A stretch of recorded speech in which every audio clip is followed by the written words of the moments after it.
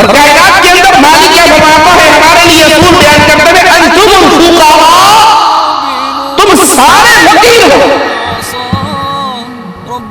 اس داتا کے، اس الہ کے، اس مشکل کشا کے، اس حاجت روا کے، اس بندہ نواز کے، اس غریب نواز کے، اس بندہ پرور کے، تم سارے بنتے ہو۔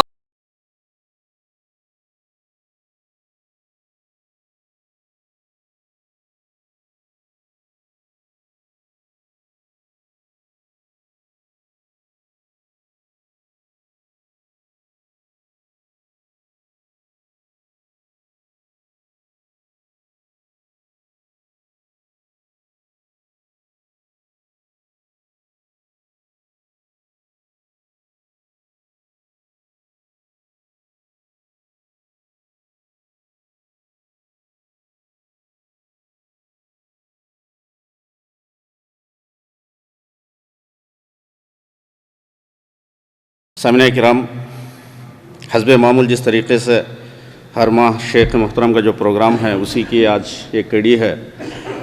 سامعین کرام، لوگوں کے درمیان جو غلط عقائد پھیلنے کے جو اسباب ہیں، شرکیہ اور بدعیہ کفریہ عقائد لوگوں کے اندر جو عام ہوتے ہیں اور پھیلتے ہیں اور لوگ جو گمراہ ہوتے ہیں، ان اسبابوں میں سے ایک سب سے بڑا سبب یہ ہے کہ اللہ کی پہچان صحیح نہ ہونے کی وجہ سے، اللہ کا تعارف لوگوں کے درمیان صحیح نہ ہونے کی وجہ سے اور اللہ کی صحیح پہچان نہ کرنے کی وجہ سے لوگوں کے گمراہ کرنے کی وجہ سے گمراہ ہو جاتے ہیں، غلط عقیدے کو اپنا صحیح عقیدہ سمجھ بیٹھے ہیں اور لوگوں کے یعنی کہ ان لوگوں کے ساتھ اپنا تعلق محبت اور عقیدت جوڑے رکھتے ہیں جو لوگ لوگوں کو گمراہ کرنے لگے ہوئے ہیں اور اسی کو اپنا سب کچھ سمجھے بیٹھے ہیں۔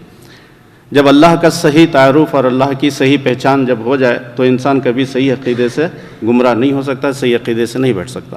تو انشاءاللہ جس طریقے سے ہمارے یہاں شیخ محترم قیامت کی بڑی نشانیاں ایک سلسلہ جیسے چلا تھا، ویسے ہی ایک سلسلہ اللہ کی پہچان، اللہ کو پہچانیے، اس عنوان پر انشاءاللہ شیخ محترم ایک سلسلہ شروع کر رہے ہیں جس میں کامل طریقے سے، مکمل طریقے سے اللہ کا تعارف اور اللہ کی پہچان کی ساری باتیں اور سارے مسائل ہمارے سامنے آئیں گے۔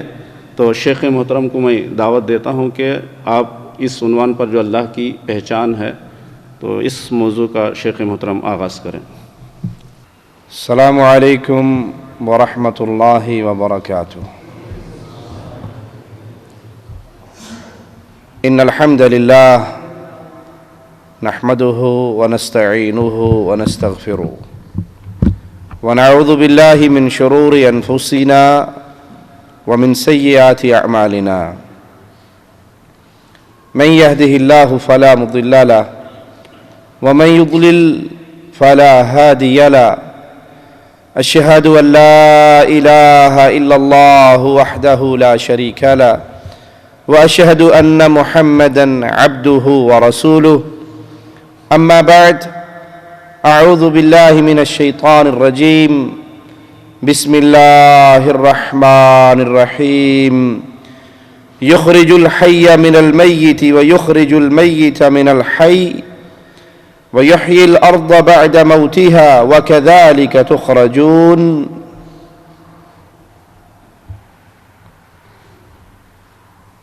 اس کائنات کا خالق اور مالک صرف ایک اللہ ہے۔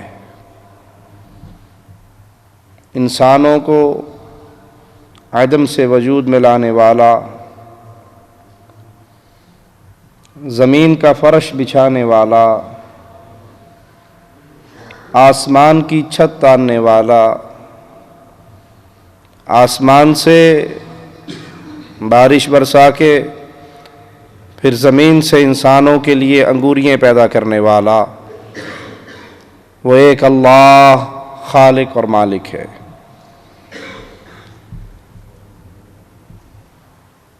مالک کا فرمان سنیے،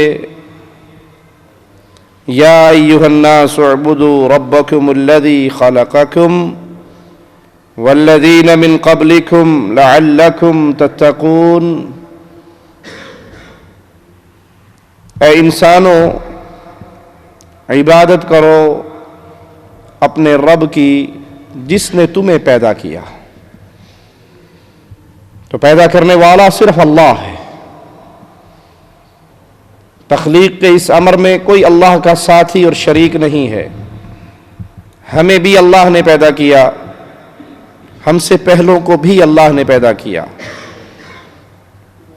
انسان ہو یا جن، آسمان کی مخلوق ہو یا زمین کی مخلوق، ان سب کا خالق اللہ ہے. الذی جعل لکم الارض فراشا، وہ اللہ جس نے اس زمین کو تمہارے لیے فرش بنایا. والسماء بناء، اور آسمان کو چھت بنایا. دنیا کے اندر لوگ گھر بناتے ہیں، خیمہ لگاتے ہیں، ستون کے بغیر کوئی چھت قائم نہیں رہ سکتی. قربان جائیں اللہ خالق پر. یہ آسمان کی کتنی بڑی چھت ہے. کبھی ستون دیکھے آپ نے اس کے؟ پلر دیکھے؟ اللہ نے اپنے حکم سے اس آسمان کو کھڑا کیا ہوا ہے، اس زمین کو بچھایا ہوا ہے. وَأَنزَلَ مِنَ السَّمَاءِ مَاءً فَأَخْرَجَ بِهِ مِنَ الثَّمَرَاتِ رِزْقًا لَكُمْ. پھر آسمان سے اللہ نے بارش کو نازل کیا. وہ بارش زمین پہ گری، زمین نے اس پانی کو پیا. تو کہیں پر گلاب کا پھول اپنی خوشبو پھیلا رہا ہے، وہی پانی ایک اور درخت کی جڑ میں گیا تو اس پہ انار لگے ہوئے ہیں. وہی پانی ایک اور بیل کے جڑوں میں پہنچا تو کریلا نکلا ہوا ہے. پانی کا ایک ہی قطرہ ہے. کہیں وہ گلاب کا پھول بن کے مہک رہا، کہیں وہ پھل بنا ہوا، کہیں پہ وہ سبزی بنی ہوئی، کہیں پہ وہ جانوروں کا چارہ بنا ہوا. پانی وہی ہے، زمین وہی ہے. یہ الگ الگ انگوریاں اس زمین سے نکل رہی دلیل ہے کہ اس زمین کو زندہ رکھنے والا، یہاں پہ بسنے والی مخلوق کو زندہ رکھنے والا ایک اللہ ہے. فَلَا تَجْعَلُوا لِلَّهِ أَنْدَادًا وَأَنْتُمْ تَعْلَمُونَ. مالک یہ دلائل دے کے سمجھاتا کیا ہے؟ اے انسانوں، تمہیں میں نے پیدا کیا، تم سے پہلوں کو میں نے پیدا کیا. آسمان کی چھت میں نے تانی، زمین کا فرش میں نے بچھایا، بارش میں نے برسائی، زمین سے تمہارے لیے، تمہارے چوپاؤں کے لیے انگوریاں میں نے پیدا کی. فَلَا تَجْعَلُوا لِلَّهِ أَنْدَادًا. یہ سب کچھ میں نے کیا تو میرا شریک کیوں بناتے ہو؟ میرے ساتھ کسی اور کو میری عبادت میں ساجی کیوں قرار دیتے ہو؟ وَأَنْتُمْ تَعْلَمُونَ، حالانکہ تم جانتے ہو، تمہیں خبر ہے. امام ابن کثیر رحمہ اللہ اس آیت کی تفسیر میں فرماتے ہیں کہ امام رازی رحمہ اللہ نے اللہ تعالیٰ کے وجود پر اس آیت سے استدلال کیا. یہ آیت اللہ مالک کے وجود پہ بہت بڑی دلیل ہے. جو انسان مالک کو نہیں پہچان سکے، جن کے پاس وقت ہی نہیں ہے یہ سوچنے کا کہ ہم زمین پہ آئے کیوں ہیں، بھیجا کس نے ہے، ڈیوٹی کیا ہے، اگر وہ قرآن حکیم کی اس آیت پہ غور کرے جو انکاری ہے اللہ کے وجود کے، تو ان کے لیے اس آیت میں دلیل ہے کہ کائنات بھر کا خالق اور مالک اللہ ہے. امام شافعی رحمہ اللہ فرماتے ہیں توت کا ایک پتا، اس کو شہد کی مکھی کھائے تو شہد بن کے آئے، ریشم کا کیڑا کھائے تو ریشم پیدا کرے، گائے اور بھینس کھائے تو دودھ دے، ہرن کھائے تو خوشبو بنے. پتا ایک ہی ہے، توت کا پتا ایک ہے، کھانے والی چیزیں جانور الگ الگ ہیں اور اس سے جو رزلٹ نکل رہا ہے وہ بھی الگ ہے. کیا یہ دلیل نہیں ہے کہ اس کائنات کو پیدا بھی اللہ نے کیا ہے، اس کائنات کا خالق اور مالک اور رازق بھی اللہ ہے. امام احمد ابن حنبل رحمہ اللہ فرماتے ہیں انڈے کو دیکھو، انڈا چاروں طرف سے بند ہے اور پھر ایک خاص وقت پہ اللہ مالک اس بند کمرے کے اندر سے ایک بچہ پیدا کر دیتا ہے. وہاں ہوا نہیں ہے، آکسیجن نہیں ہے، روشنی نہیں ہے، بند انڈا ہے، اور وہ انڈا پھٹتا ہے اور چہکتا ہوا ایک چھوٹا سا معصوم سا پرندہ اس کے اندر سے نکلتا ہے. یہ دلیل ہے اللہ مالک کے وجود پر اور اللہ مالک کی توحید پر. ہر قسم کی تعریف کا مستحق بھی صرف اللہ ہے. جب وہ خالق ہے، وہ مالک ہے، وہ رازق ہے، تو کائنات میں سب سے زیادہ تعریف کا مستحق کون ہے؟ بلکہ جتنی بھی تعریف جس کی بھی کر لیں، حقیقی تعریف اللہ کی ہے. آپ کہیں گے یہ گلاب کا پھول بڑا اچھا ہے، اس کی خوشبو بہت پیاری ہے، اس کا کلر بہت پیارا ہے، تو اس کو پیدا کرنے والا کون ہے؟ اللہ.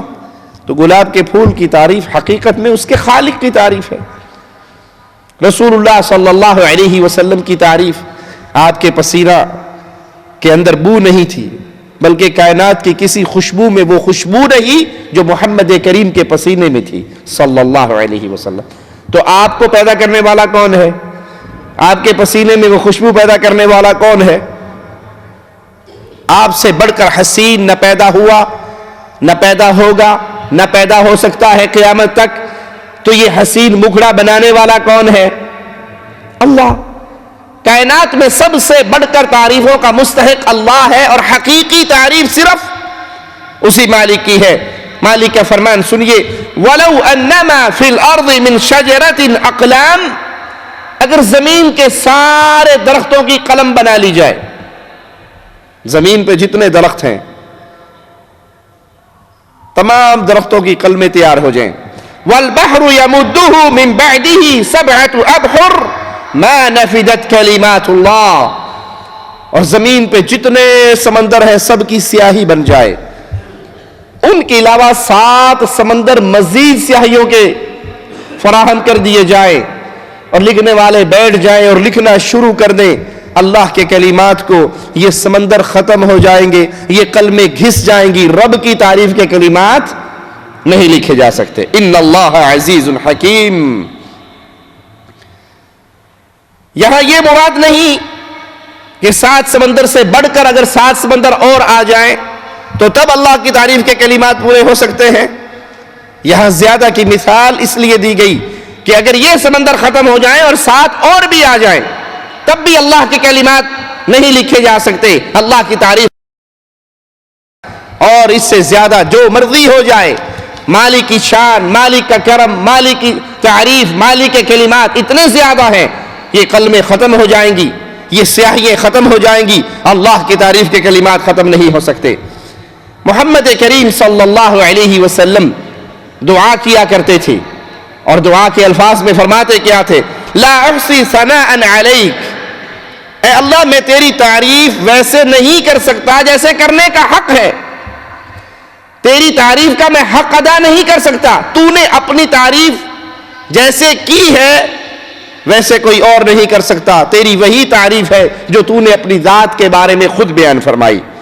امام ابن کثیر رحمہ اللہ اس آیت کی تفسیر میں فرماتے ہیں کہ اس سے یہ نہ سمجھا جائے کہ 7 سمندروں سے زیادہ سمندر ہوں گے تو اللہ کی کلمات اور اللہ کی تعریف کے کلمات لکھے جائیں گے. نہیں، یہاں زیادتی کی طرف اشارہ ہے کہ کوئی شخص اللہ کی تعریف کے کلمات کو لکھ نہیں سکتا. مالک کا فرمان، الحمدللہ الذی خلق السماوات والارض وجعل الظلمات والنور، تمام تعریفیں اس اللہ کے لیے ہیں. الحمدللہ، تمام تعریفیں اس اللہ کے لیے ہیں. خلق السماوات والارض، جس نے آسمانوں کو پیدا کیا، جس نے زمین کو پیدا کیا. وجعل الظلمات والنور، جس نے اندھیرے اور روشنی کو پیدا کیا. ثم الذین کفروا بربہم یعدلون، پھر بھی کافر لوگ غیر اللہ کو اپنے رب کا برابر شریک قرار دیتے ہیں. مالک اپنی نشانیاں بیان فرما رہا ہے، اپنی تخلیق انسانوں کے سامنے رکھ رہا ہے، ان کو شرک سے بچانے کے لیے دعوت فکر دے رہا ہے کہ لوگوں غور تو کرو، آسمان کی تخلیق میں کوئی اللہ کا ساتھی، اللہ کسی کا محتاج نہیں تھا. زمین کو پیدا کرنے میں اللہ کسی کا محتاج نہیں تھا. روشنی اور اندھیروں کو پیدا کرنے میں اللہ کسی کا محتاج نہیں تھا. اس پوری کائنات کو اللہ نے پیدا کیا. یہ سارے دلائل تمہارے سامنے ہیں. پھر ثم الذین کفروا بربہم یعدلون، غیرullah کے پجاری یہ سارے دلائل سن کر دیکھ کر اس کے باوجود ان کی حالت کیا ہے؟ وہ اپنے بنائے ہوئے الہوں کو اللہ کی عبادت میں اس کا شریک ٹھہراتے ہیں۔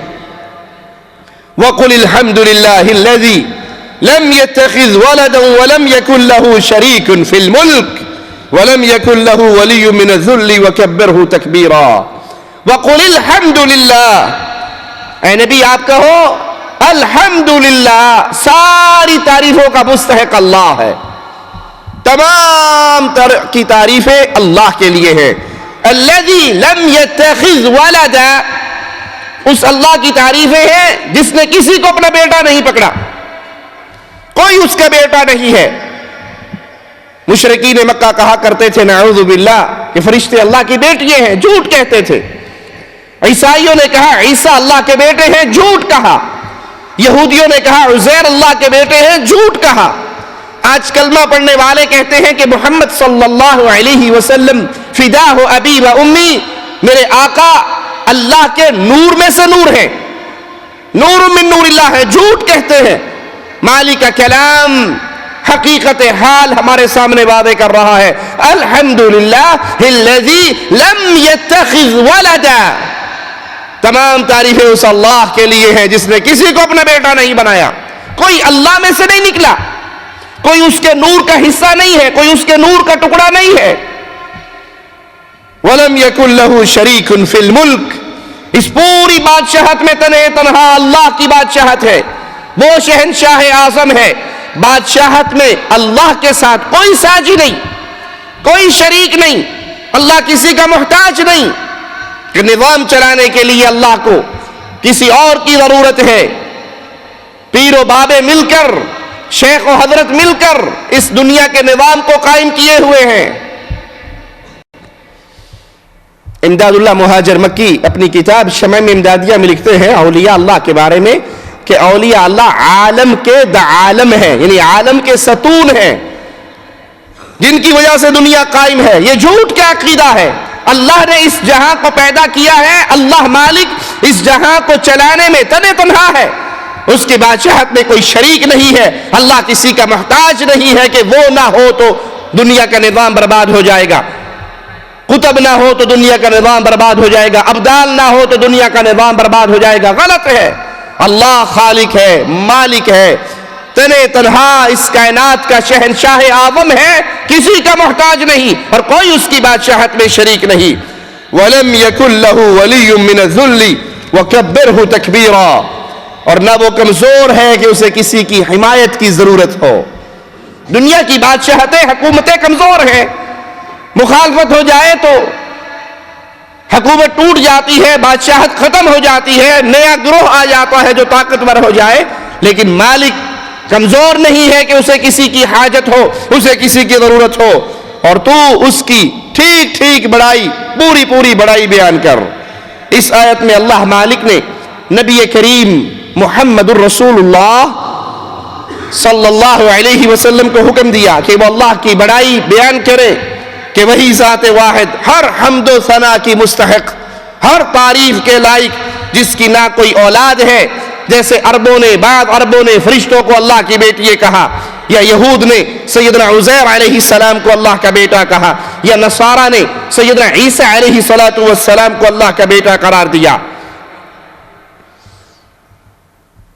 آج آپ نے دیکھا ہوگا اکثر دنیا کے لالچ کے اندر اندھے ہو جانے والے لوگ یا دنیاوی مفادات کے تحت ایمان کا سودا کر لینے والے، وہ نصارہ کے چرچ میں جاتے ہیں اور کیک کاٹتے ہیں، کرسمس کا دن مناتے ہیں، اس پہ نان مسلمز کو، نصارہ کو ہدیے دیتے ہیں، ان کے اس پورے فنکشن کو اٹینڈ کرتے ہیں۔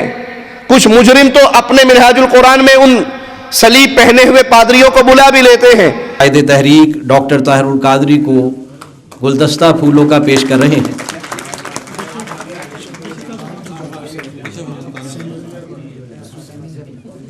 ان کی طرف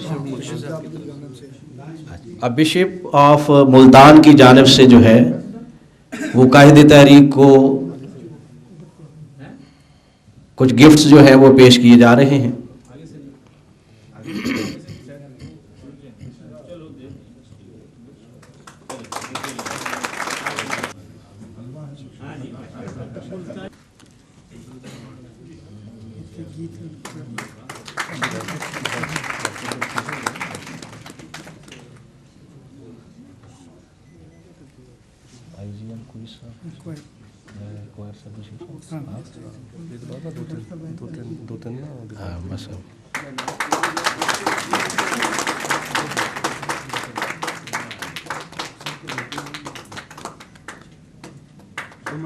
अमन की शमा रोशन हो चुकी है और शमा से शमा जल रही है।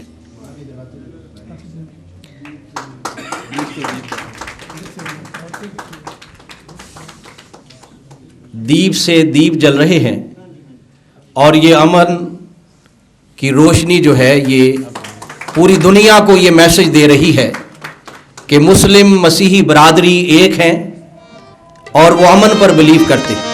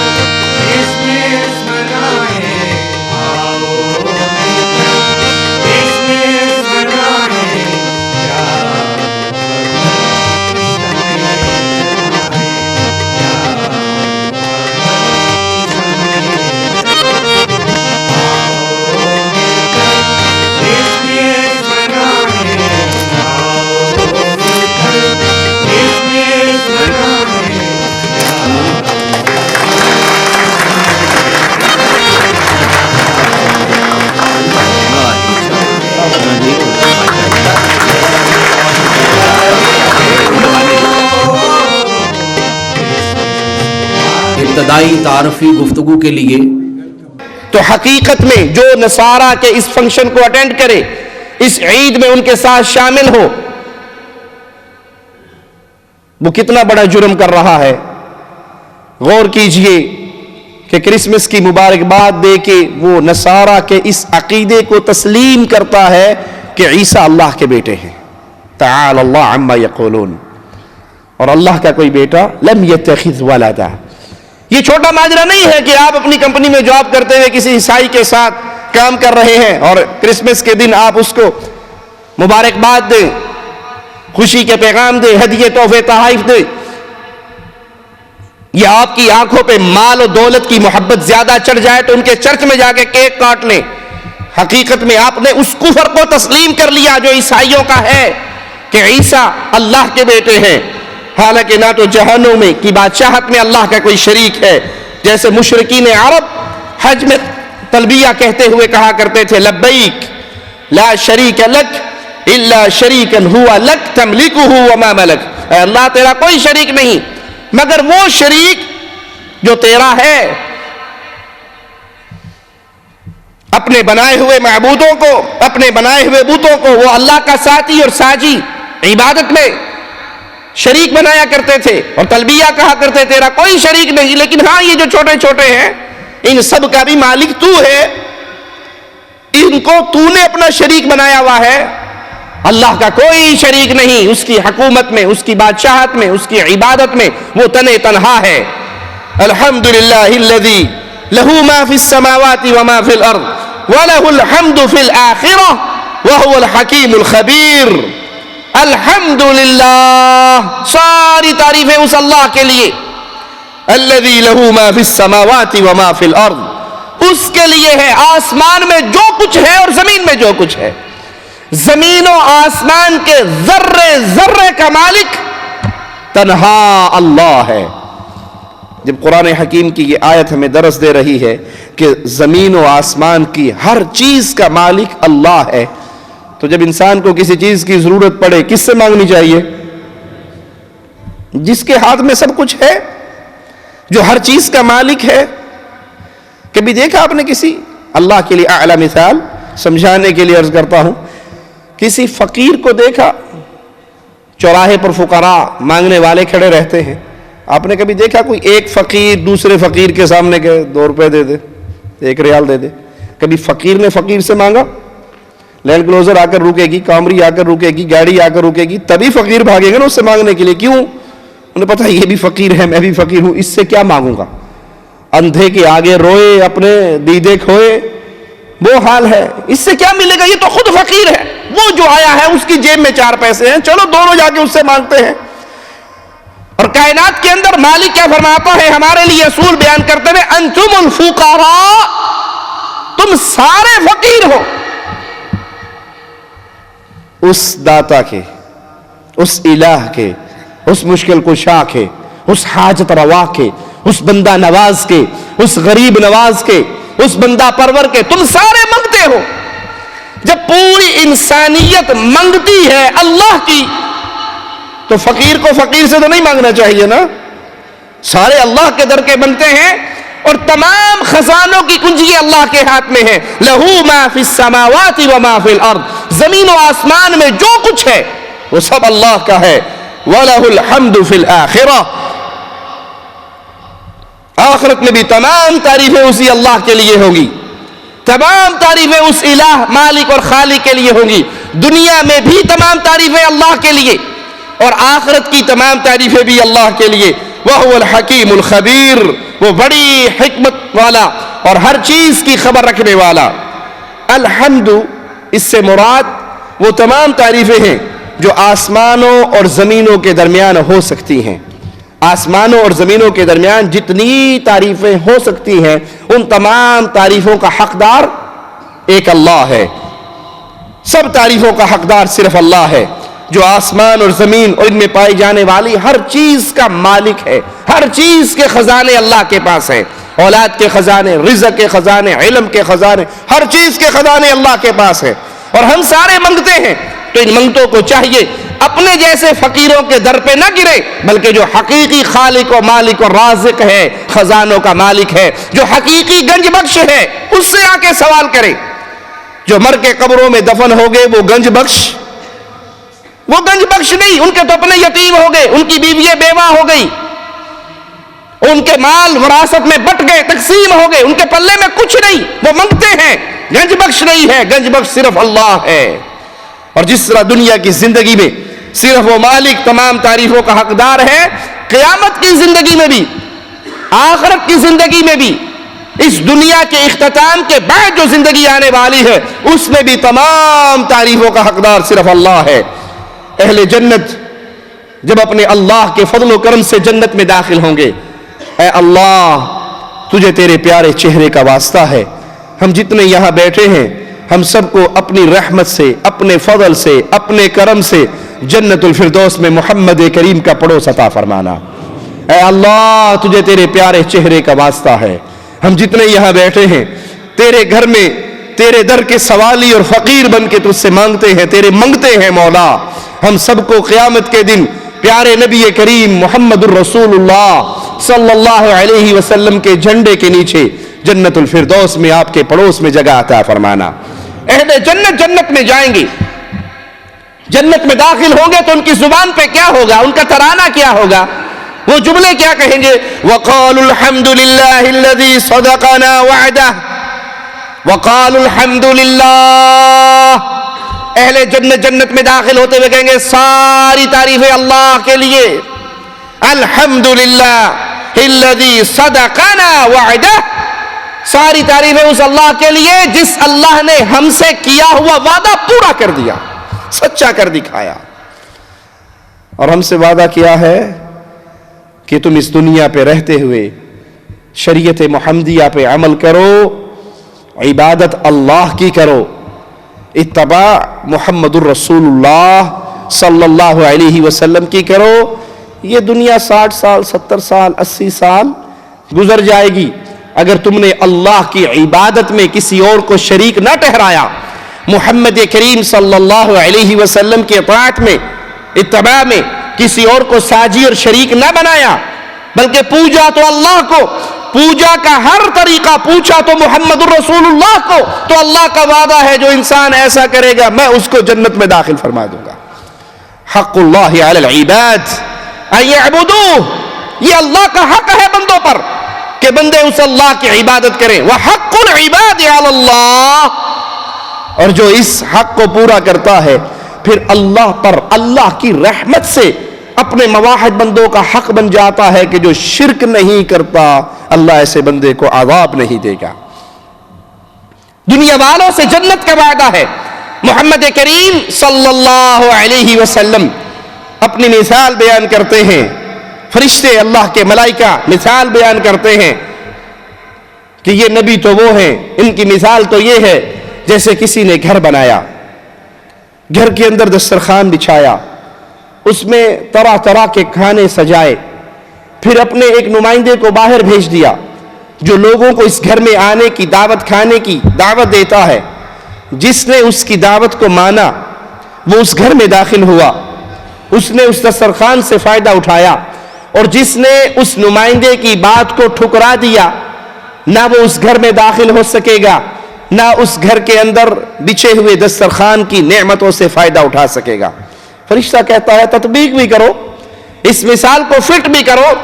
کہ گھر بنانے والا اللہ, گھر اللہ کی جنت, دسترخوان جنت کی نعمت ہے, اللہ کی طرف سے مہمان نوازی ہے, اور اس گھر کی طرف بلانے والے محمد الرسول اللہ صلی اللہ علیہ وسلم. گھر بنانے والا اللہ, گھر اللہ کی جنت, دسترخوان جنت کی نعمتیں, جنت کی طرف بلانے والا کون؟ پیر و مرشد, شیخ و حضرت, امام و مولوی صاحب. ان کی ہر بات مان کے ان کے پیچھے بغیر دلیل کے, بغیر سوال کے چلتے رہے, دوڑتے رہے؟ نہیں, اس گھر کی طرف بلانے والے محمد الرسول اللہ صلی اللہ علیہ وسلم. آپ کا فرما دینا کافی ہے, دلیل ہے, آپ کا فرما دینا دلیل ہے. اور آپ کے علاوہ ہر آدمی سے پوچھا جائے گا جو دین کا مسئلہ بیان کر رہا ہے کہ بھائی آپ کا ادب و احترام سر آنکھوں پہ, لیکن یہ بتاؤ جو تم نے کہا ہے کیا یہ ارشاد محمد الرسول اللہ ہے صلی اللہ علیہ وسلم؟ یہ وعدہ ہے اللہ کا مجھ سے اور آپ سے. اگر اس طرح زندگی گزار کے آؤ گے تو زندگی کے اختتام پہ تم اللہ کی جنت میں داخل ہوں گے. امام الانبیاء محمد کریم صلی اللہ علیہ وسلم فرماتے ہیں میری پوری امت جنت میں جائے گی, پوری امت, الا من ابا, ہاں جو خود یہ کہے مجھے جنت نہیں چاہیے, جو خود جنت میں جانے کا ارادہ نہ رکھے, انکار کر دے.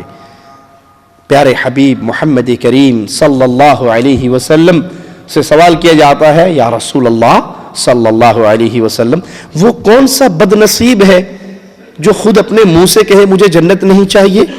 اس بد نصیب کا تعارف فاطمہ کے بابا محمد الرسول اللہ صلی اللہ علیہ وسلم کن الفاظ میں کرواتے ہیں؟ من اطاعنی دخل الجنہ ومن عصانی فقد ابا. جو میرے پیچھے چلا وہ جنت کی راہ پہ چلا, جس نے محمد کو چھوڑ دیا اس نے جنت کو چھوڑ دیا صلی اللہ علیہ وسلم. یہ وعدہ ہے مجھ سے اور آپ سے. اس راستے پہ چل کر آؤ گے تو جنت ملے گی. جنتی جب جنت میں داخل ہوں گے تو وہ کہیں گے وقالوا الحمد للہ الذی صدقنا وعدہ.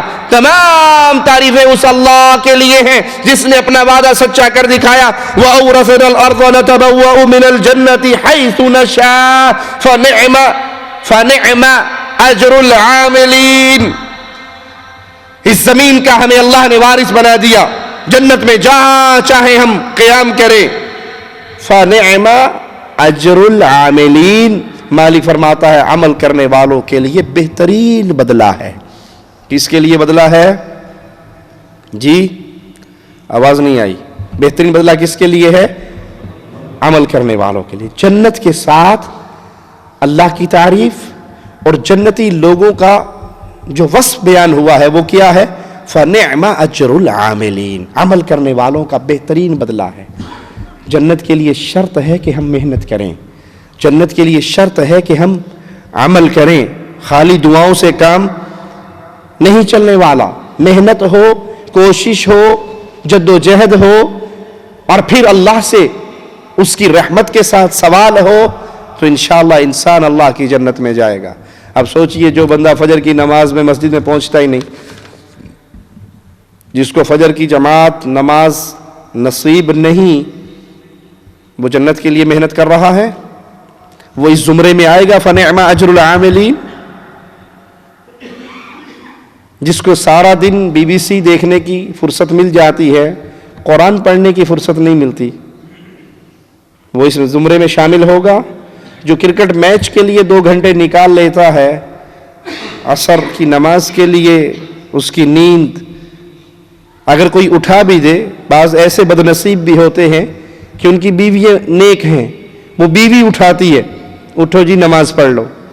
کسی گھر میں تو میاں بیوی کی لڑائی ہوتی ہے، یہ کھانا نہیں بناتی، یہ میرے آگے زبان چلاتی ہے، یہ بچوں کا خیال نہیں کرتی، جو معقول باتیں گھروں میں اختلاف کا باعث بنتی ہیں۔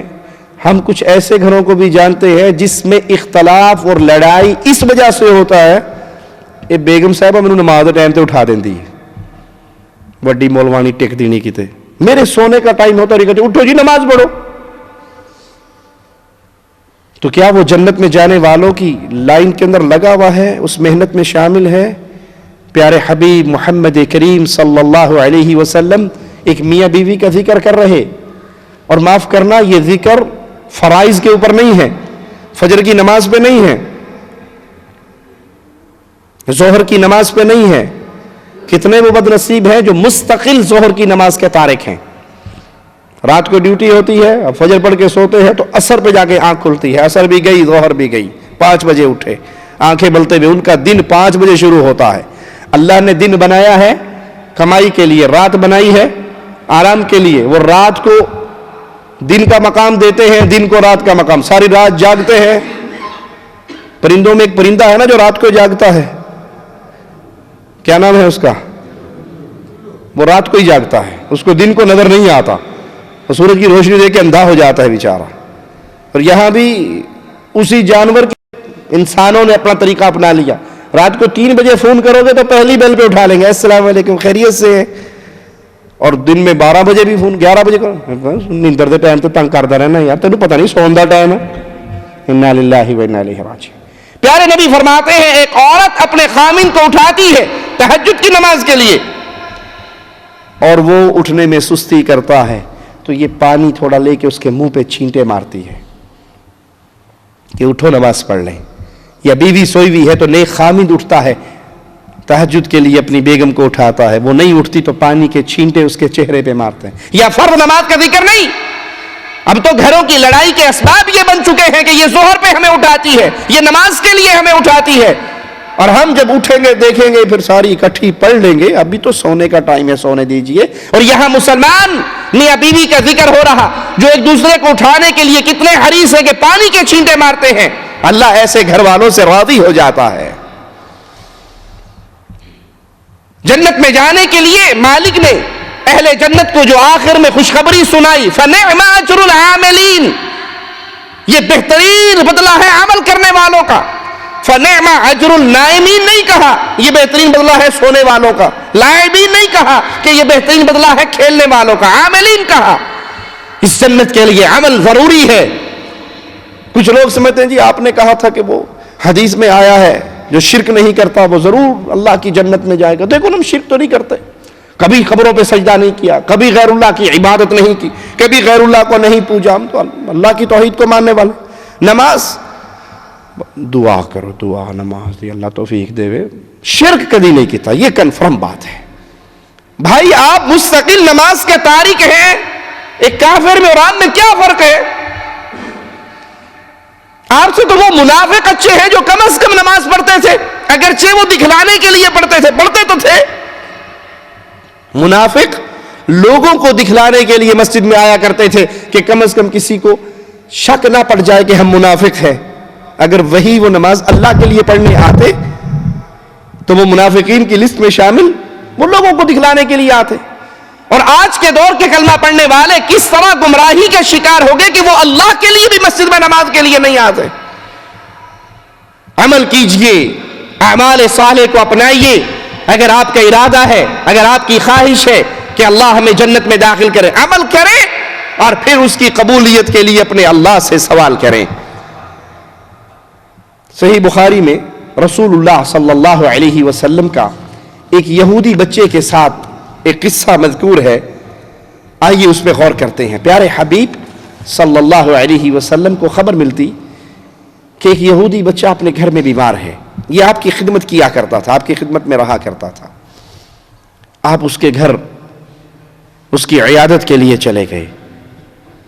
اور اس حدیث سے کیا ثابت ہوا کہ اگر آپ کا پڑوسی کافر بھی ہے اور وہ بیمار ہے تو اس کی عیادت، یہاں تو مسلمان کی بیمار پرسی نہیں کرتا، پتہ بھی ہے بھائی بیمار ہے، لیکن توفیق نہیں ہے کہ اس کو جا کے عیادت کے چند الفاظ کہیں، اس کو دعا دیں۔ حالانکہ جب انسان کسی بیمار کے پاس، مسلمان بیمار کے پاس جاتا ہے عیادت کرنے کے لیے، تو وہ اس پر اللہ کی رحمتوں کا نزول ہوتا ہے۔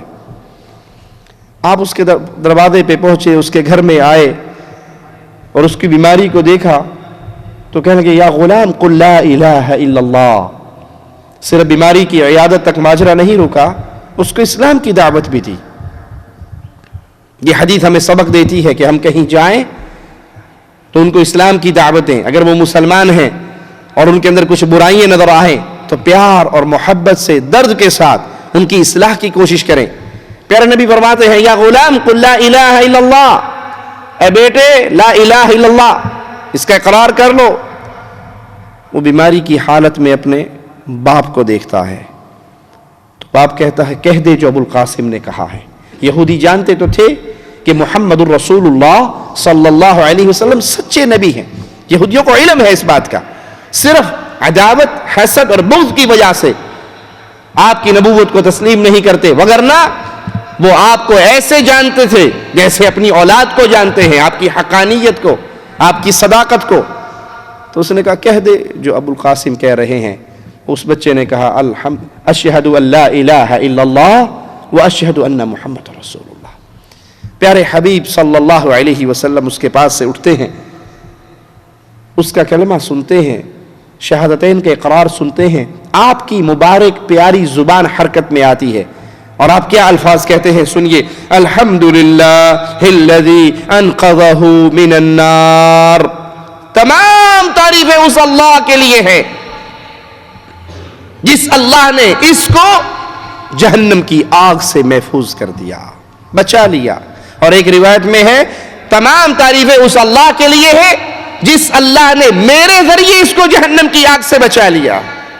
تو تعریفوں کا مستحق اللہ ہے، اس جہاں کے اندر بھی اور اگلے جہاں میں بھی تمام تعریفیں اس کا حقدار اللہ مالک ہے۔ ابو داؤد میں پیارے نبی محمد کریم صلی اللہ علیہ وسلم کا یہ فرمان موجود ہے، آپ اپنی امت کو درس دے رہے ہیں کہ تم میں سے اگر کوئی کپڑا پہنے، لباس پہنے، تو اس لباس پہنتے وقت الفاظ کیا کہے، الحمدللہ الذی کسانی ھذا ورزقنیہ من غیر حول منی ولا قوہ۔ تمام تعریفیں اس اللہ کے لیے جس اللہ نے مجھے یہ عطا کیا، یہ کپڑا مجھے پہنایا، اور میری کسی ذاتی قوت اور طاقت کے بغیر اللہ نے مجھے عطا کیا۔ ہمارے پاس جو کچھ بھی ہے وہ کس کا دیا ہوا ہے؟ جب ماں کے پیٹ سے آئے تھے ہمارے ساتھ کچھ تھا؟ جسم پہ چیتڑے تھے؟ خالی ہاتھ؟ جب اس جہاں کو چھوڑ کر جائیں گے تو کیا ہوگا؟ خالی ہاتھ۔ تو یہ جو کچھ عطا کیا گیا، اس دنیا میں جو کچھ ملا ہے وہ کس نے دیا ہے؟ اللہ مالک نے۔ تو جو کچھ اللہ نے دیا ہے اس دیے ہوئے کا شکر ادا کرنا چاہیے یا نہیں؟ اور اس کا شکر کیا ہے کہ اللہ نے جس کا جو حق رکھا ہے وہ اس حقدار کو دے دیا جائے۔ زمیندار اگر ہوں، زمینیں ہوں، تو اپنی بیٹیوں کو، اپنی بہنوں کو حق دیتے ہیں؟ کیا کہتے ہیں؟ ساڑھی زمین ہو لے جائے گا۔ جب آپ ماں کے پیٹ سے آئے تھے تو آپ کی زمین تھی، 2 مربع ساتھ لے کر آئے تھے، 10 کنال آپ کی تھی اس وقت؟ کتنی زمین تھی؟ فقیر تھے آپ، خالی ہاتھ تھے، کچھ بھی نہیں تھا۔ تو یہ کس نے دیا سارا کچھ؟ اللہ نے۔ پھر یہ کیوں کہتے ہو کہ ہماری زمین وہ لے جائے گا؟ بھائی یہ زمین آپ کو اللہ نے دی، یہ مال آپ کو اللہ نے دیا، یہ تجارت کے ذریعے جو کچھ آپ کو ملا اس کا عطا کرنے والا مالک ہے۔ اب اللہ نے اس میں جس کا حق رکھا ہے، وہ بیوہ ماں کا حق ہو، وہ بچیوں کا حق ہو، وہ عورتوں کا حق ہو، وہ یتیموں کا حق ہو، وہ تمام حقوق رکھنے والا بھی اللہ ہے۔ تو اس کا شکر یہ ہے اللہ کے کیے ہوئے عطا کیے ہوئے مال کا کہ اس میں سے اللہ نے جس کا جو حق رکھا ہے وہ اس کو دے دیا جائے۔ صحیح بخاری میں پیارے حبیب محمد کریم صلی اللہ علیہ وسلم کی معراج کی رات کا ایک واقعہ مذکور ہے۔ پیارے نبی علیہ الصلوۃ والسلام کے سامنے شراب اور دودھ یہ دو چیزیں پیش کی گئی معراج کی رات. نبی کریم صلی اللہ علیہ وسلم نے دودھ اٹھا لیا اور دودھ پی لیا. جبرائیل علیہ الصلوۃ والسلام یہ منظر دیکھتے ہیں اور ان کی زبان سے جملہ کیا نکلتا ہے سنیے. الحمدللہ الذی ہداک للفطرہ. تمام تعریفوں کا حقدار وہ اللہ ہے جس نے آپ کی رہنمائی کی فطرت سلیم کی طرف, فطرت کی طرف. آپ نے شراب نہیں اٹھائی, آپ نے دودھ اٹھایا. اور اگر آپ شراب اٹھا لیتے اور شراب پی لیتے تو آپ کی ساری امت ہلاک ہو جاتی, گمراہ ہو جاتی. تمام تعریفیں اس اللہ کے لیے ہیں جس اللہ نے آپ کی فطرت کی جانب رہنمائی کی اور آپ نے دودھ کو لیا. اس لیے پنجاب کے بڑے لوگ دعا دیا کرتے تھے, اب بھی دیتے ہیں, رب دودھ پتر وچ تھوڑ نہ کرے. ایک دودھ میں اللہ کمی نہ کرے, تمہارے گھر میں دودھ رہے, اور ایک بیٹوں میں اللہ کمی نہ کرے. اللہ دودھ بھی عطا فرمائے اور بیٹے بھی عطا فرمائے. اب تو دودھ پینے کا تصور ختم ہو گیا نا جب سے یہ لپٹن چائے آئی ہے. وہ دیہات کے اندر چائے بنا لو. آپ کو دودھ کے حوالے سے ایک عجیب بات بتاؤں, ہر چیز کے کھانے اور پینے پر شریعت اسلامیہ نے ہمیں کیا درس دیا ہے؟ وہ کھانا کھائیں, وہ پانی پئیں, وہ پھل کھائیں, جو مرضی دنیا کی چیز کھا لیں. کیا کہیں؟ الحمدللہ. کیا کہیں جی؟ الحمدللہ. دودھ پینے کی دعا کسی کو یاد ہے؟ جب دودھ پیے تو پھر کیا دعا پڑھے؟ لگتا ہے ساری حیدرآباد دینے. دودھ کوئی نہیں پیتا, سب چائے پینے والے ہیں ہیں. کیا دعا ہے جی؟ آواز آئی تھی یہ کبھی؟ اللہم بارک لنا فی وزدنا منہ. اللہم بارک لنا فی, اللہ جتنا دودھ پیا ہے اس میں برکت عطا فرما. وزدنا منہ, اور بھی پلا. دودھ پینے کے بعد نہیں ہے کہ الحمدللہ اللہ کا شکر ہے پیٹ بھر کے الحمدللہ. اللہ کی تعریفیں ہر وقت ہر موقع پر ہیں, لیکن یہاں پہ شریعت کیا درس دے رہی ہے؟ دودھ پینے کے بعد کو اللہم بارک لنا فی, اللہ اس کے اندر ہمارے لیے برکت پیدا فرما. وزدنا منہ, اور بھی چاہیے. ایک گلاس سے کام نہیں چلے گا, 1 کلو سے کام نہیں چلے گا, اللہ اور بھی اپنی رحمت سے عطا فرما.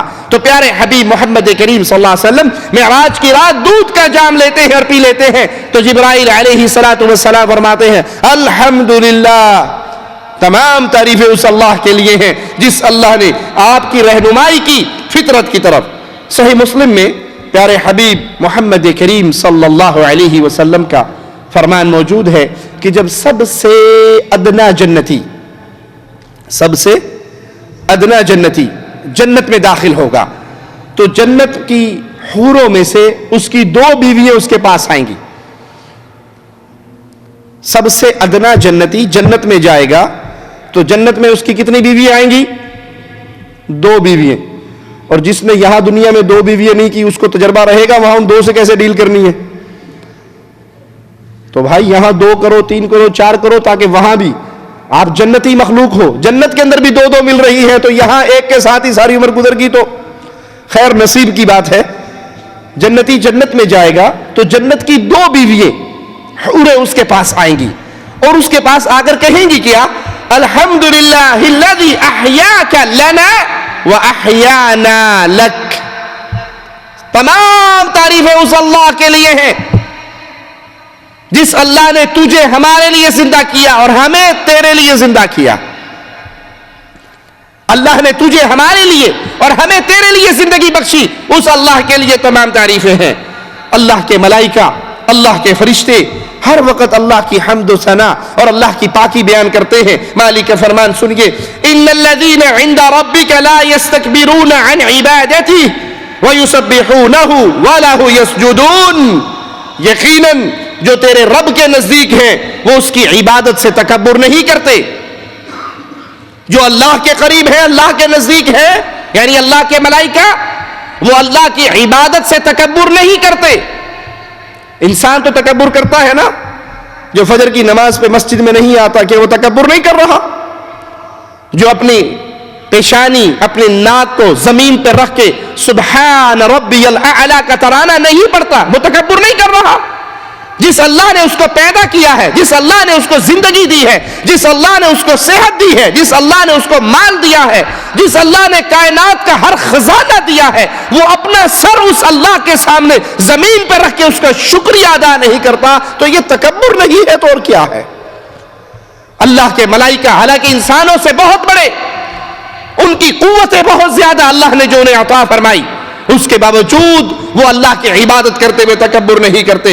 وَيُسَبِّحُونَهُ، وہ اس اللہ کی تسبیح بیان کرتے ہیں. وَلَهُ يَسْجُدُونَ، اور وہ اس اللہ کے لیے سجدہ ریز رہتے ہیں. یہ سجدہ بڑی عظیم چیز ہے جس کو اللہ نصیب فرما دے. ایک سجدہ نہ کرنے کی بنا پر ابلیس ملعون شیطان قرار پایا. کتنے سجدے انکار کیے تھے اس نے؟ جی ایک سجدہ. ابلیس نے ایک سجدہ نہیں کیا تو کیا ہوا؟ وہ ساری محنتیں، ساری عبادتیں، ساری ریاضتیں برباد ہو گئی. اے مسلمان، دن اور رات میں تجھے کتنے سجدوں کا حکم ہے اور تو کتنوں کا انکار کرتا ہے، کتنوں کو چھوڑتا ہے؟ وہ شیطان ملعین، وہ مردود، وہ جنت سے دھتکار دیا گیا ایک سجدے کی بنا پر. اور ہم مسلمان ہوتے ہوئے ہم میں سے کتنے وہ لوگ ہیں اس نے زندگی میں ایک سجدے کا انکار کیا تو مردود ہو گیا، اور یہاں 40 سال 50 سال زندگی گزار بیٹھے، اللہ کے سامنے سجدہ کرنے کی توفیق نصیب نہیں ہے. فرشتوں کا حال مالک بیان فرماتا ہے، جو اللہ کے پاس ہیں، اللہ کے نزدیک ہیں، وہ اللہ کی عبادت سے تکبر نہیں کرتے. اللہ کے ملائکہ کچھ رکوع کی حالت میں ہیں، اللہ کے کچھ ملائکہ سجدے کی حالت میں ہے، وہ تسبیح پہ لگے ہوئے اللہ کی تسبیح بیان کرتے ہیں اور اللہ کے لیے سجدہ ریز رہتے ہیں. یہ کلمہ پڑھنے والا ہے، اس کو اللہ کے سامنے سجدہ کرنا مشکل لگتا ہے، قبروں پہ سجدہ کرنا آسان لگتا ہے، پیروں کو سجدہ کرنا آسان لگتا ہے، درگاہوں پہ اپنے جیسے یتیم مسکین فقیر آدمی کے سامنے سر جھکانا آسان لگتا ہے، لیکن ایک خالق کے سامنے جھکنا مشکل لگتا ہے. اور یاد کر لیجئے، جو سچے دل کے سامنے، سچے دل کے ساتھ ایک اللہ کے سامنے سجدہ ریز ہو جاتا ہے، اسے کائنات میں کہیں اور سر جھکانے کی ضرورت. جو ایک اللہ کے سامنے اخلاص کے ساتھ عقیدہ توحید کو سمجھ کے اپنے ناک اور پیشانی کو خاک پہ رکھ دیتا ہے، اب اسے کائنات میں کسی کے سامنے سر جھکانے کی ضرورت نہیں. اور جو اللہ کے سامنے نہیں جھکتا وہ در در پہ جھکتا ہے. وہ کبھی سبز جھنڈے کے سامنے جھکتا ہے اور کبھی گھوڑوں کے سامنے جھکتا ہے، کبھی پتھروں پہ جھکتا ہے، کبھی صنم پہ جھکتا ہے، وہ کبھی قبر پہ جھکتا ہے، کبھی اپنے جیسے مجبور انسان کے سامنے جھکتا ہے. جو ایک اللہ کی عبادت کا انکاری ہوتا ہے پھر اللہ اس کو در در پہ ذلیل کرتا ہے. اللہ کے لیے اعلی مثال سمجھانے کے لیے عرض کرتا ہوں. 2 عورتیں ہیں، ایک عورت نکاح کر کے کسی ایک خاوند کے بستر پہ آ جاتی ہے، اس کے سامنے سر جھکا لیتی ہے، اس کی بیوی بن جاتی ہے، اس کے حکموں کو ماننے کے لیے تیار ہو جاتی ہے. اور ایک عورت وہ ہے جو نکاح سے انکار کر دیتی ہے اور کوٹھے پہ بیٹھ جاتی ہے. کون سی عزت والی ہے؟ جو ایک کے سامنے جھک گئی، جس نے ایک کی فرما برداری اختیار کر لی، اسی کے لیے عزت ہے نا. اس نے جتنے حکم ماننے ایک کے ہی ماننے، اور جس نے کہا میں شادی کے بندھن میں کیوں بنوں، یہ بڑا چودھری ہے، میں کوئی کم ہوں، میں کیوں مانوں اس کی. جس نے ایک کی ماننے سے انکار کی اس کو روز کسی نئے کی ماننی پڑتی ہے. جو ایک اللہ کے در پہ آ جاتا ہے اس کو اپنا خالق مالک رازق مشکل کشا و حاجت روا سمجھتا ہے، اس کے سامنے سجدہ ریز ہو کے اپنی سارے دل کی باتیں بیان کر کے اس کے سامنے اپنی درخواستیں بیان کرتا ہے. اسے کسی اور در پہ جھکنے کی ضرورت، اس کے دل میں ایمان پھر کیسے ہوتا ہے؟ اللہ کا ولی ہے، بیت اللہ میں بیٹھا ہے، رب کے سامنے ہاتھ اٹھے ہوئے ہیں، آنکھوں سے آنسو موتیوں کی طرح گر رہے ہیں، وقت کا خلیفہ بھی پیچھے بیٹھا یہ منظر دیکھ رہا ہے. اس سے کہتا ہے مانگ، کیا مانگتا ہے؟ बादशाह हूं, वक़्त का खलीफा हूं, जो मांगेगा तुझे दे दूंगा। उसने तो अपना सर अल्लाह के सामने झुकाकर अल्लाह से दोस्ती और मोहब्बत की पींगे बढ़ा ली थी। जवाब में कहता है, अल्लाह के घर में बैठ के तुझसे मांगू, अल्लाह से शर्म आती है। बादशाह सलामत पीछे होके बैठ गए। ये अल्लाह के घर में अपनी दरखास्तें पेश करके आंसुओं का नजराना दे के बाहर निकलता है। बादशाह भी पीछे पीछे जाता है और कहता है, अब तो बैतुल्लाह से बाहर आ गए हो, कह रहे थे अल्लाह के घर में बैठ के तुझसे मांगू, रब से शर्म आती है, अब तो अल्लाह के घर में नहीं हो, बाहर आ गए हो, मांगो क्या मांगते हो, क्यों रो रहे थे, जो मांगोगे आज दे दिया जाएगा। कहा, बादशाह सलामत ये बताओ, दुनिया का मांगू या आखिरत का मांगू, इस जहां का मांगू या उस जहां का मांगू।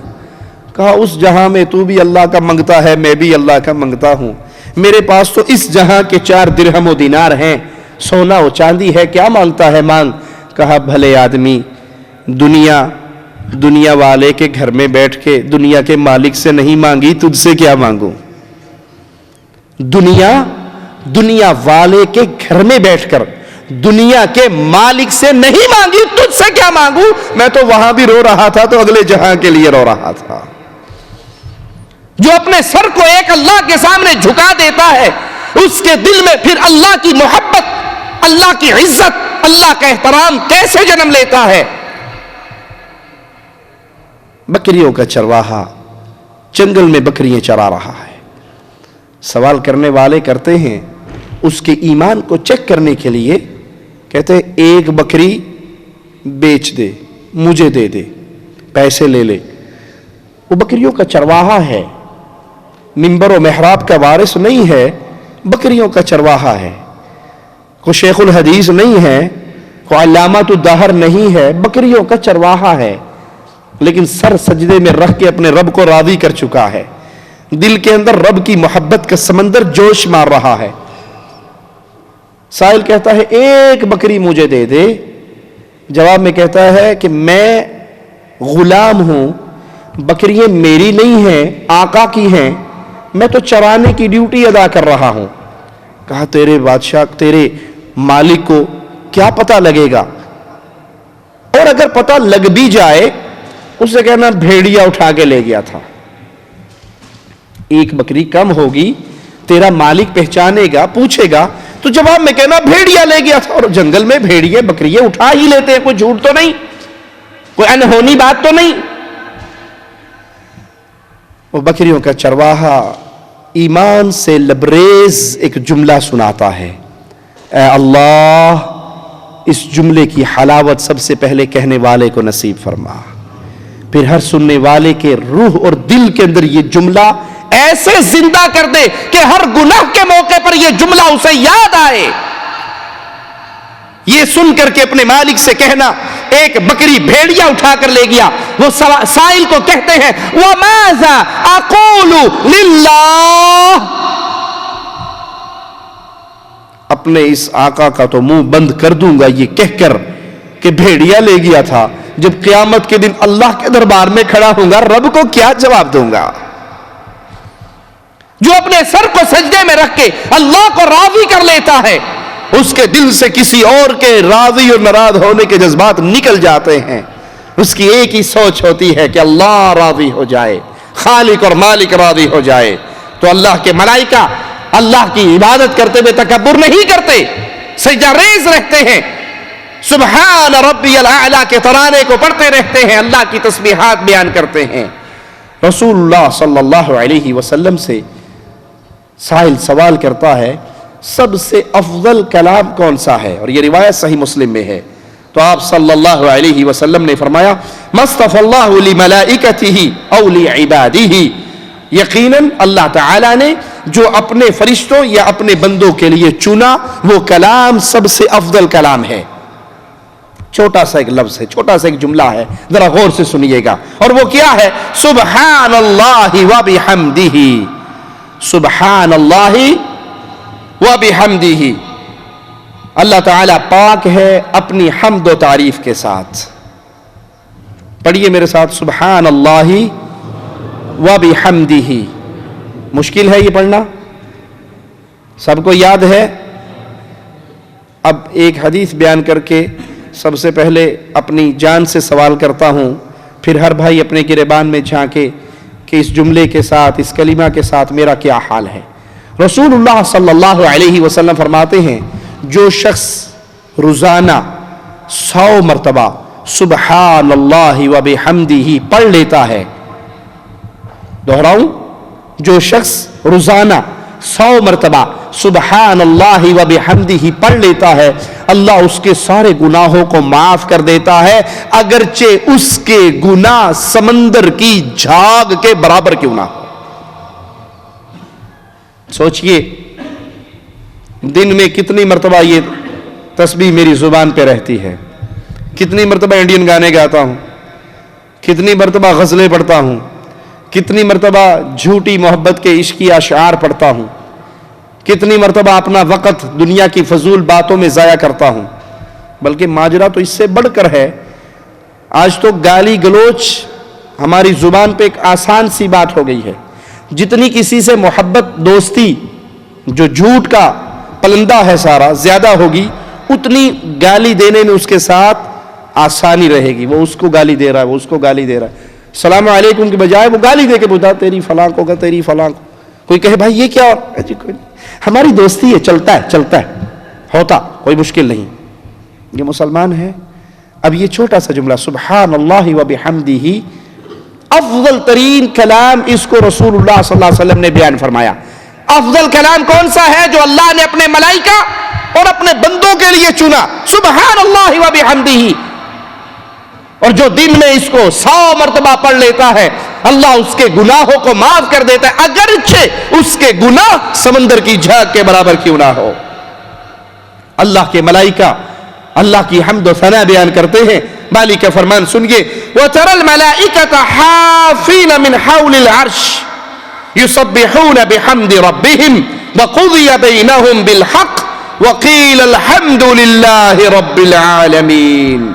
आप फरिश्तों को अर्श के चारों तरफ घेरा डाले हुए देखेंगे, वो अपने रब की हम्द व सना और पाकी बयान कर रहे होंगे। मलाइका अल्लाह की हम्द व सना और पाकी बयान करेंगे, और लोगों के दरमियान हक और इंसाफ के साथ फैसला कर दिया जाएगा, और हर तरफ यही कहा जाएगा अल्हम्दुलिल्लाह रब्बिल आलमीन। तमाम तारीफें हैं उस अल्लाह के लिए जो जहानों का पालने वाला है। जहानों का पालने वाला कौन है? जहानों का खालिक कौन है? मालिक कौन है? राज़िक कौन है? पालनहार कौन है? गंज बख्श कौन है? गरीब नवाज कौन है? बंदा नवाज कौन है?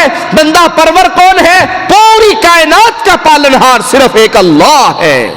अल्लाह के अलावा कोई गंज बख्श नहीं, अल्लाह के अलावा कोई गरीब नवाज व बंदा परवर नहीं। सारे बंदे मंगते हैं, इन सब मंगतों का दाता अल्लाह है। सारे बंदे सवाली हैं, इन सवालियों को अता करने वाला अल्लाह है। सारे मंगते हाथ फैलाकर, झोलिए फैलाकर फकीर है, इन फकीरों को अता करने वाला अल्लाह है। जब कुरान और हदीस के दलाइल से यह बात साबित हुई कि खालिक अल्लाह है, मालिक अल्लाह है, तारीफों का हकदार अल्लाह है, तो कितना ही जालिम है वो इंसान जो अल्लाह की तारीफें करने की बजाय अल्लाह मालिक को छोड़कर अपने जैसे मजबूर इंसानों की दहलीज पे गिरता है, अपने जैसे मजबूर इंसानों के सामने सजदा रेज होता है, अपने जैसे मजबूर इंसानों को मुश्किल कुशा और हाजत रवा समझता है। लोगों, कायनात में जितने अंबिया आए, कायनात में जितने अल्लाह के औलिया आए, अंबिया के जितने असहाब आए, वो तमाम के तमाम अल्लाह की तारीफ किया करते थे, अल्लाह के सवाली बनते थे, अल्लाह से मांगते थे, अल्लाह के दर पे झुकते थे, अल्लाह के सामने फरियादें रखते थे, अल्लाह के सामने हाजात पेश करते थे। तो हमें ये आयात दरस देती है, तारीफों का हकदार भी अल्लाह है, अता करने वाला भी अल्लाह है। तो अपना सवाल अल्लाह के दरबार में कीजिए, असबाब को इख्तियार कीजिए, लेकिन मंगते अल्लाह के दर के बनिए। मिसाल से समझाऊं, आपके सर में दर्द है, शरीयत आपको मना नहीं करती कि आप पैनाडोल इस्तेमाल करें, गोली लें, लेकिन गोली खाते हुए आपके अंदर से आपकी रूह आवाज लगाए कि अल्लाह یہ گولی کھا رہا ہوں، شفا اس میں نہیں ہے، شفا تیرے ہاتھ میں ہے. یہ سبب ہے، یہ سبب ہے جس کو اختیار کرنے کا ہمیں تیرے حبیب نے حکم دیا ہے. ہم اسباب تو اختیار کرتے ہیں، لیکن ہزار گولیاں کھا لوں، اگر تو نے شفا نہیں دینی تو گولیوں میں شفا نہیں ہے. تمام تعریفیں تیرے ہاتھ میں، تمام کنٹرول تیرے ہاتھ میں ہے. جب وہ اللہ تعریفوں کا حقدار ہے تو پھر یاد کر لیں اگلا سبق کہ معبود برحق بھی صرف اللہ ہے، عبادت کے لائق بھی صرف اللہ ہے. اللہ کے علاوہ اور کوئی ایسی ہستی نہیں جس کی عبادت کی جائے اور وہ معبود برحق ہو. اللہ نے توفیق دی تو انشاءاللہ اگلی ملاقات میں قرآن و حدیث کے دلائل سے ہم اس بات کو واضح کریں گے کہ عبادت کا حقدار معبود برحق کون ہے. اللہ سے دعا ہے اللہ ہماری خطاؤں کو معاف فرمائے، اللہ ہماری سیاہکاریوں کو معاف فرمائے، اللہ ہمیں زندہ رکھے، ایمان پہ رکھے، موت دے تو اس حال میں دے. اللہ ہم سے راضی ہو، ہم اپنے اللہ سے راضی ہوں. اقول قولی ھذا واستغفر اللہ لی ولکم ولسائر المسلمین فاستغفروہ انہ هو الغفور الرحیم.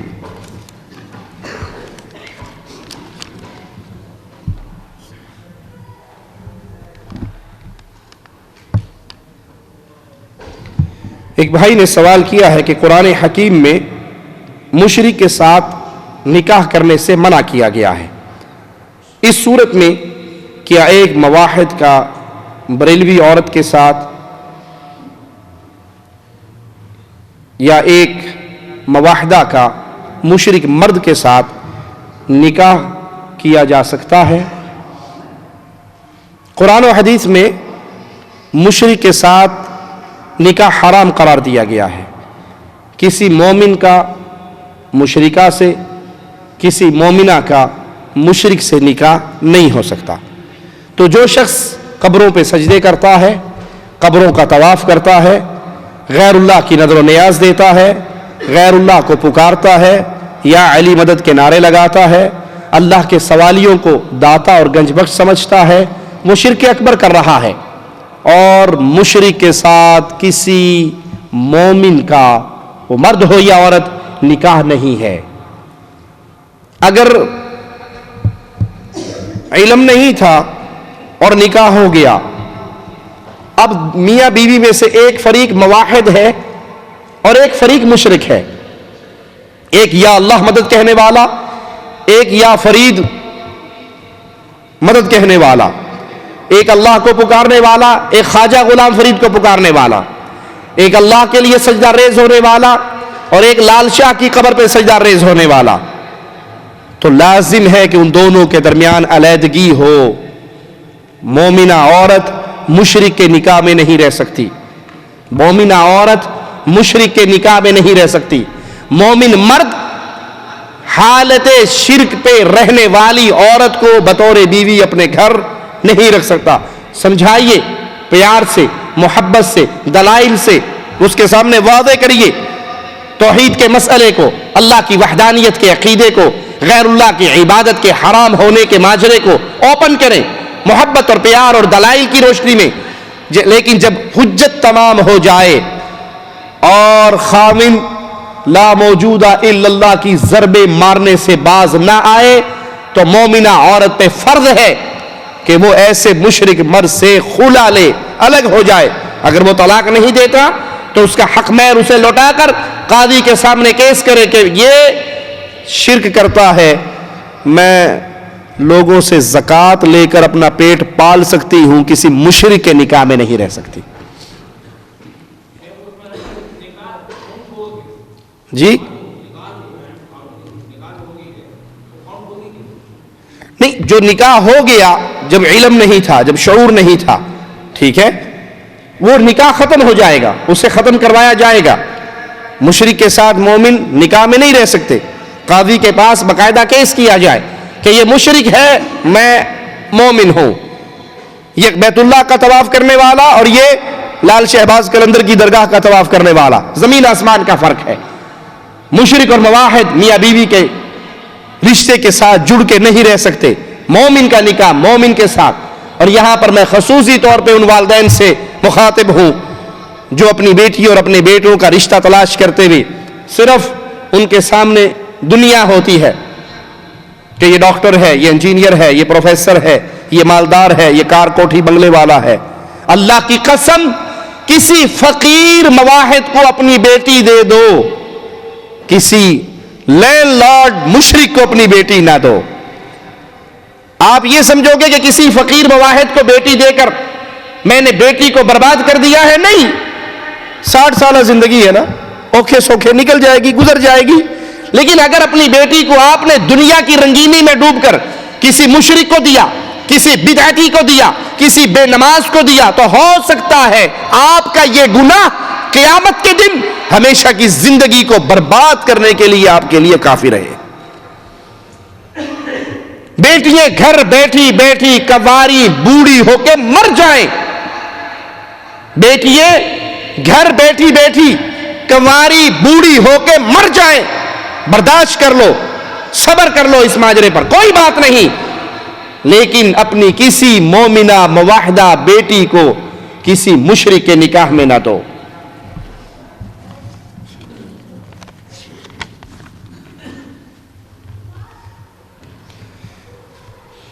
سائل کہتا ہے کہ حمل کی حالت میں ہے اور ڈراؤنے خواب آتے ہیں، خواب میں جانور دکھائی دیتے ہیں، کوئی مارنے آ رہا ہے، مہربانی کر کے کوئی دعا اگر ہے تو بتائیے. خواب میں ڈراؤنے خواب آنا، رات کو دن کو نیند کی حالت میں ڈراؤنے خواب آنا، سانپ یا بچھو یا زہریلے جانور دکھائی دینا، واللہ عالم اس سے مراد دشمن ہوتا ہے. تو آپ جس بہن کو یہ خواب آتے ہیں یا کسی مرد کو بھی اگر یہ خواب آئیں تو وہ صبح شام کے اذکار کو پہلے تو لازم پکڑے. فجر کی نماز کے بعد اذکار کرے، کسی سے کلام کیے بغیر 100 مرتبہ لا الہ الا اللہ وحدہ لا شریک لہ لہ الملک ولہ الحمد وہو علی کل شیء قدیر. نماز ختم ہو گئی، کلام نہ کریں اور 100 مرتبہ یہ تسبیح پڑھ لیں. اللہ کی رحمت سے، شیاطین سے، جنات سے، جادو سے اللہ محفوظ رکھے گا. اسی طرح آیت الکرسی پڑھیں. سوتے وقت آپ آیت الکرسی، سورۃ بقرہ کی آخری 2 آیات اس کی تلاوت کریں، سورۃ ملک کی تلاوت کریں. اپنے گھر کے اندر سے تصویریں، گانے، فلمیں، ان چیزوں کو نکال دیں، گھر کو مسلمان گھر بنائیں. پھر بھی اگر یہ نہ جائیں تو روزانہ سورۃ بقرہ کی تلاوت کریں. جس گھر میں سورۃ بقرہ پڑھی جاتی ہے شیطان وہاں پہ نہیں رہتے. ہوتا کیا ہے اکثر لوگوں کے ساتھ الا من رحم ربی کہ جب سورۃ بقرہ پڑھتے ہیں 1 دن 2 دن 3 دن 4 دن پڑھ لیا تو طبیعت فریش ہو جاتی ہے. جو ہی طبیعت فریش ہو جاتی ہے سورۃ بقرہ چھوڑ دیتے ہیں. سورۃ بقرہ چھوڑتے ہیں تو شیاطین کو دوبارہ وار کرنے کا موقع ملتا ہے. طبیعت ٹھیک ہو یا نہ ٹھیک ہو مستقل اس سورت کی تلاوت کرتے رہیں. اور مبارک ہو ان کو جو سورۃ آل عمران اور سورۃ بقرہ کو روزانہ تلاوت کرتے ہیں. قیامت کے دن یہ 2 صورتیں آئیں گی بادلوں کی شکل میں، اپنے پڑھنے والے کو اپنے سائے میں ڈھانپ لیں گی.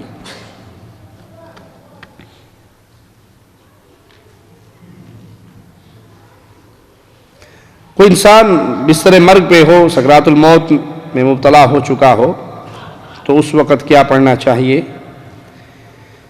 جو اس کے قریب موجود ہیں ان کو چاہیے کہ وہ لا الہ الا اللہ اپنی زبان سے اس کلمے کو پڑھتے رہیں. اس کو نہ کہیں کہ تو بھی پڑھ، اس کو نہ کہیں کہ تو بھی پڑھ. اللہ نہ کرے کہ اس کی زبان سے عین وقت پہ کوئی کفر کا جملہ نکل جائے، وہ کہ میں نہیں پڑھتا، میں نہیں مانتا. موت کی حالت میں ہے، شیطان اس پہ غلبہ کرنے کی کوشش کرتا ہے اس کی زبان سے کفر نکلوانے کے لیے. تو آپ اس کے پاس بیٹھ کے پڑھیں، آپ اس کے پاس بیٹھ کے پڑھیں تاکہ وہ آپ کا سن کے خود پڑھ لیں. اور یہ ہوگا کب؟ جب آپ کی دوستی نیک لوگوں سے ہوگی، جب آپ کی دوستی ان لوگوں سے ہوگی جن کو یہ شعور ہو کہ مرتے وقت کیا پڑھنا ہے. اور اگر دوستی رہی خود بھی گانا گانے والے رہے اور دوستیاں بھی گلوکاروں سے رہی تو این ٹائم پہ وہ کو لطیفہ ہی سنائیں گے آپ کو. نیک دوستی سے ملتا کیا ہے؟ ایک بہت بڑے محدث کا واقعہ تاریخ میں آتا ہے کہ ان کی موت کا وقت آیا. اب ان کے شاگرد موجود ہیں، یہ ان کے استاد ہیں، اگرچہ بستر مرگ پہ ہیں لیکن استاد ہیں. اب وہ شاگرد سوچتے ہیں کہ کریں کیا، کیسے ان کو تلقین کریں کہ آپ لا الہ الا اللہ پڑھ لیں، کیونکہ مومن موحد کی زبان سے اگر موت کے وقت لا الہ الا اللہ کا جملہ نکلتا ہے تو حدیث کی روشنی میں اس کا ٹھکانہ اللہ کی جنت بن جاتا ہے۔ اب پریشان ہیں کہ شیخ کو کہیں کیسے، تو دو شاگرد آپس میں حیلہ کرتے ہیں۔ جس حدیث کے اندر یہ واقعہ ذکر ہے، یہ خوشخبری ذکر ہے کہ جس کا آخری کلام لا الہ الا اللہ ہوا وہ جنت میں داخل ہوگا، تو ایک شاگرد اس روایت کی سند پڑھنے لگ جاتا ہے، سند پڑھتا ہے اور درمیان میں آ کے ایسے رک جاتا ہے جیسے بھول گیا، اٹک گیا۔ دوسرا پڑھتا ہے، وہ بھی یہی کرتا ہے۔ اب استاد بستر مرگ پہ ہے اور وہ سن رہا ہے تو کہتا ٹھہرو، میں تمہیں سند سناتا ہوں، میں تمہیں روایت پوری سناتا ہوں۔ اب استاد بستر مرگ پہ پڑھا وہ پوری سند پڑھتا ہے اور ساتھ ہی وہ حدیث بھی پڑھ لیتا ہے، اور ادھر اس کی زبان سے لا الہ الا اللہ پورا ہوتا ہے، ادھر اس کی روح پرواز کر جاتی ہے۔ یہ کرنے کے کام ہیں۔ آپ کے گرد آپ کے دوست کون ہے اس کو پہچانیے۔ انسان اپنے دوستوں سے پہچانا جاتا ہے۔ جنازے کی نماز فرق کر دیتی ہے۔ آپ کس پانی میں ہیں، آپ کی حالت کیا تھی، آپ کے جنازے کو کندھا دینے والے کون آ رہے ہیں۔ آج کل تو بڑی خبر اس کی لگتی ہے نا، جس کے جنازے میں MNA MPA پولیس فوج وہ ساری پہنچی ہوئی، جی کیا سونا جنازہ ہوا ماشاء، بڑی دنیا آئی، وزیر صاحب بھی آئے سن، MNA صاحب بھی آئے تھے۔ اور حدیث میں آتا ہے کہ اگر 40 مومن موحد کسی مسلمان کا جنازہ پڑھ کے اس کے لیے اللہ کے دربار میں سفارشی بن جائیں تو اللہ اس میت کے گناہوں کو معاف کر دیتا ہے۔ آپ کے جنازے میں آنے والے قرآن کے حافظ ہیں یا نہیں، اہل توحید ہیں یا نہیں، اللہ کی عبادت کرنے والے ہیں یا نہیں، وہ کیسے ہوں گے جب دنیا میں آپ کا ان سے رشتہ ہوگا، آپ کی ان سے دوستی ہوگی۔ تو اپنی دوستیوں کو تبدیل کیجئے، اللہ کے لیے محبت کریں، اللہ کے لیے نفرت کریں، دوستی کریں نیک پرہیزگار متقی مومن انسان سے، اور انہی کے ساتھ تعلق رکھے، اور پھر دعا کرے اللہ تیرے پیاروں سے دنیا میں پیار کرتے تھے تو قیامت کے دن بھی ہمیں اپنے سب سے پیارے محمد کریم صلی اللہ علیہ وسلم کا پڑوس عطا فرمانا۔ اللہ ہماری خطاؤں کو معاف فرمائے۔ اے اللہ جیسے تو نے اس پیاری مسجد میں ہمیں اکٹھا فرمایا ہے، اسی طرح ہمیں جنت الفردوس میں اکٹھا فرمانا۔ اللہ اپنے گھر میں تو نے ہمیں اکٹھا فرمایا، اللہ ہمارا اکٹھا ہونا اپنی ذات کے لیے قبول فرما، اور حشر میں جب کوئی سایہ نہ ہوگا سوائے تیرے سائے کے، تو اللہ ہم جتنے بھائی یہاں بیٹھے ہیں ہم سب کو اپنے عرش کے سائے میں جگہ نصیب فرمانا۔ سبحانک اللہم و بحمدک اشہد ان لا الہ الا انت استغفرک و اتوب الیک۔